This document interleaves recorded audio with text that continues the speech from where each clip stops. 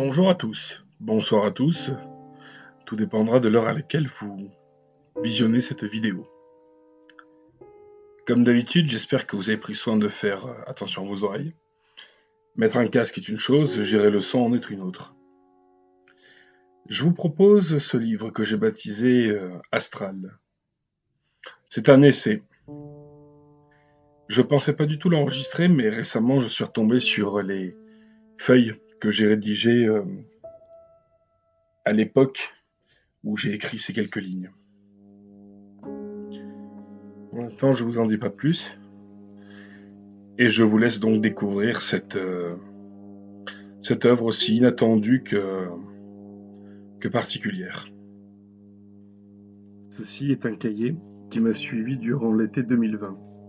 Cet été-là fut marqué par quelques mouvements, ou dirons-nous qu'il était plutôt mouvementé. Tout d'abord à cause du corona casse-machin. Je pose ces quelques mots à bord du Mega Smeralda, bateau de la firme Corsica Ferry. Tout le monde ou presque porte les masques. C'est tout drôle, mais au fond de moi, je crois que c'est le début d'une nouvelle ère. Manifestement, une ère de crainte et de paranoïa. Ce qui change un peu du contexte reste quelques femmes de service qui, sous leur masque, offrent un vrai sourire. Certains ne respectent pas, car il y en a toujours qui jouent les rebelles. Phénomène de société, ils sont sûrement des super blaireaux. Quoi qu'il en soit, je suis sûr qu'ils seront surpris si jamais on leur annonce qu'ils l'ont attrapé. Hommes ou femmes, les masques est pour une fois un vrai style qui reste unisexe. Combien de temps encore cela va-t-il durer? Quel pays sera le premier à craquer? En me posant la question, une réponse me vient. Et si un pays avait trouvé la solution, est-il utile d'en être inquiet? Seul l'avenir, qui égoïstement connaît la réponse, nous la dira. Il ne me reste plus qu'à attendre.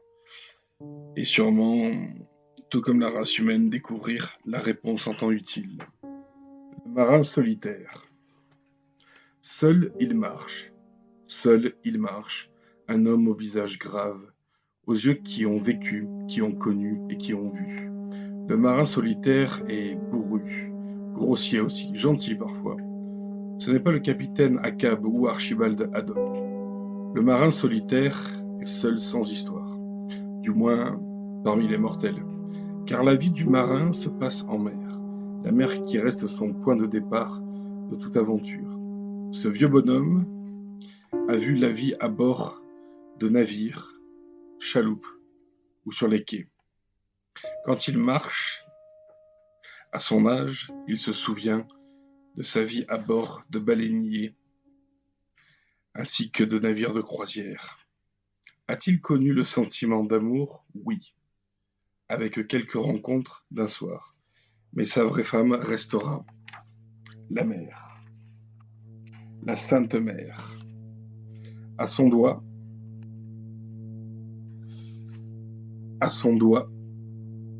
il n'y a point de mariage, de bague. Ses mains sont âgées et chargées d'aventures. Elles sont rouges vifs, blessées, chargées d'histoire, chargées de souvenirs d'une vie d'aventure, sous les temps chauds, froids, gris, pluvieux, orageux, mais elles lui ont permis de survivre à toutes les tempêtes que la vie lui a données. Marin âgé solitaire, dont le monde aura bien vite oublié le nom, qu'importe à sa mort, il demandera à être donné à celle qui lui a tout offert, la grande reine, la grande impératrice, la mère. L'écrit qui suit, je la dédicace à Marc Serra, un commerçant très particulier, que j'apprécie tout particulièrement. J'ai baptisé cette histoire le commerçant immortel. On disait de lui qu'il avait connu l'infinie création de notre monde. Homme élégant, caractère d'aventure, on dit aussi qu'autrefois, il a parcouru la galaxie. Son but, finalement, était de quoi? De vendre, certes, mais vendre quoi? Mais lui, Le commerçant de l'infini, le géant immortel reste là et regarde le monde évoluer et parfois reçoit aussi la visite de vieux amis, voire même certains mortels viennent le voir en nom de leur regrettée famille. On trouve toujours le commerçant immortel dans une maison où sa gigantesque personne nous accueille depuis une niche bien située en bonne place. L'homme est sagement assis, il lève les yeux sages et les lève vers vous, le désir de voir votre demande. Tout cela, il le fait avec calme, sans pression, quel que soit le client, quelle que soit la visite. Ollivander pour les moldus, parfois aussi pour les insulaires locaux. La légende veut que ce géant Cléopâtre son cobra fatal, ou le matériel qui permit à Ulysse de faire victoire. Il est à ce jour impossible de savoir à combien de clients il a vendu d'objets, artefacts, magie, solutions. Mais ce qu'il y a de sûr, c'est que ce géant a toujours eu en sa possession le bon objet et le bon conseil. Ses yeux bleus, usés de fatigue, son sourire tordu de vie, son visage sage, attend et rêve. Peut-être que, je le dis de mon jeune âge de voyageur, qu'un jour, il trouvera les grands magiciens de son temps. Mais le fera-t-il seul une nuit ou attendra-t-il que la fin des mortels soit arrivée? Peu importe.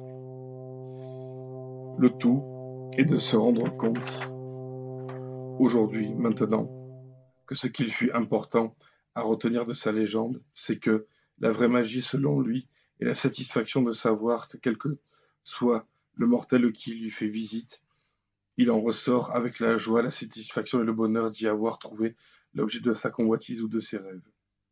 Commerçant de l'immortel, commerçant de l'infini, sache que ton histoire sera racontée au-delà des mondes, pour que jamais ta légende ne dure et ne soit oubliée. Prends soin de toi et fais bien attention à toi. Tes heures parmi nous sont sacrées, importantes, mais aussi elles se doivent de rester immortelles. La petite histoire ou le petit texte, dirons-nous, qui suit celui-ci, je l'ai écrit un matin après une petite promenade, un lever de soleil en plein été, baptisé tôt le matin en solitaire. Notre monde est comme une dame, et mécanique, qui ouvre les yeux doucement. L'œil cyclope rouge parfois, quand tristesse rend visite, ou bien orangé seulement. Telle la mère du monde, la dame fait honneur à son roi qui, solitaire, voit doucement la belle lui offrir sa nudité extrême. Dame Nature est une grande femme, une grande dame, gouvernant mondial. Elle offre à qui aime voir ces instants un spectacle de bonheur, mais à aucun prix, sans aucun recul. Non, elle porte son nom. Elle est nature, elle est belle. Mon œil d'artiste, non roi, qui la voit parfois, nue vierge pour la journée du renouveau, aime prendre le temps de la conquérir et de la charmer. Parler à cette divine beauté le matin, la voir éveiller son œil cyclique me comble de vers, de magie, de poèmes, de passion et d'amour. Pour ma faible et petite compensation d'écriture. Ô Dame Nature, je garde ces mots pour moi, mais ma passion pour toi n'est que plus grande. Déméter, oui sûrement. Égoïsme peut-être, mais amour pour toi, oui, également. De ma grotte, je suis prêt à te revoir aujourd'hui, à voir la vie qui sort de ton œil. Princesse Cyclope au courant expressif, il est joie pour moi de revenir à ta rencontre. À l'issue de ces notes, il sera de mon devoir de te revoir et de montrer au monde ta grâce, ta beauté naturelle, pour que tu puisses faire comprendre à tout ce message qu'autrefois tu m'as donné. Quand, jalousement, Je suis venu à ta rencontre sur les toits du monde. Là-haut, au sommet de toutes les vies, il sera donc important que mon espèce comprenne que toi, ô Dame Nature, suprême princesse du monde, tu restes malgré tout, pour toujours, la seule et unique mère de tous. Grande souveraine de notre espèce, tu rencontres chaque jour la voix de ceux qui croient en toi, mais aussi tu veilles sur tous ceux qui, de leur sommeil, te rendent visite dans les astres, là où tu les accueilles sous notre identité. Ou bien est-ce là que tu dis vraiment ton vrai nom, Morphée, dite la grande dame nature des mondes? Oui. Ou peut-être qui éveille les âmes des artistes, car nous, artistes, sommes tes enfants les plus proches. Ainsi, me voici prêt à venir te revoir, et encore, et encore, et encore. Et aussi à contempler la belle couleur qui sera celle de ton œil aujourd'hui. Merci, Mère du monde. Ce genre d'histoire, ce genre de voyageurs, venus de contrées mystiques et qui se rendent dans des pays lointains, inaccessibles, rencontrent toujours des personnages étranges. Que serait l'auteur, que serait l'écrivain, le parolier, celui qui envoie des souvenirs à tous ceux qui voudront écouter ces récits, que l'ami d'un poète flou? J'ai bien dit flou, oui, pas fou, flou. Il est pour moi l'équivalent du chapelier fou dans le pays des merveilles. Donc découvrir cette connaissance, ce poète des astres, quelque part caché entre une étoile et une autre. Le poète flou, c'est mon ami, à moi le voyageur des âmes. Plusieurs rencontres furent originales, étranges, mais jamais aussi étrangement originales que fut celle du poète flou. Ce grand magicien du monde offre énormément à qui veut trouver. Personnalité au passé, rythmé, le poète flou a pour réputation de voir le monde sous une troisième fenêtre. Au-delà du point de vue des mortels, le poète flou partage les sagesses oubliées du monde. Aventurier, c'est au bout du monde que je le vis, de son chapeau haute forme, tel le chapelier vêtu de vert. Il se tourna vers moi et me fait signe de venir le voir. L'horreur, le vide et la vision du Tartare, du Ragnarok, de l'Apocalypse. Autour de son cou se tenait Loki. À sa main, le sigle du malin, le malin le plus connu. La crainte fut de croire qu'il annonce sa venue. Or, tel Dante, il était venu dans notre monde pour préparer et tout faire pour que le monde ne le voie jamais. Grand amoureux de la vie, le poète flou expliqua alors que le monde des mortels va mal. Est-il donc immortel? Il avait pour légende d'être né dans les étoiles. Parfois, les mortels venaient le consulter au sujet d'un rêve, mais aussi pour son don de voyance. Mon ami le poète flou est un être ô combien originel, qui a connu les enfers et qui en est revenu. Homme de grande foi, de grands principes, il est à ce jour un des plus grands hommes qu'il m'a été donné de rencontrer. Si toutefois son image de mortel n'est pas éternelle, il est clair qu'un esprit comme le sien le restera, et ce, peu importe les vies futures qu'il aura. Dans ce genre de voyage au travers des astres, il est parfois quelque chose qui nous oublie, ou quelque chose que l'on oublie. Les astres, c'est comme le rêve, c'est comme le voyage dans l'imaginaire. Et les nuits où le sommeil me quitte, parfois, au cours de mes voyages, il arrive cette fâcheuse attention où le sommeil me quitte. Parfois parce que j'ai trop chaud, mais aujourd'hui parce que ma tête est en ébullition. Dans mon petit crâne de mortel, il se passe souvent plein de choses. Souvent, dès que je pose le pied au sol, eh bien, on dirait que la terre me demande d'être actif. Comme si, au final, Dame Nature voulait me réveiller pour que je puisse mettre mot sur ce papier. Curieux, n'est-ce pas? Vraiment curieux.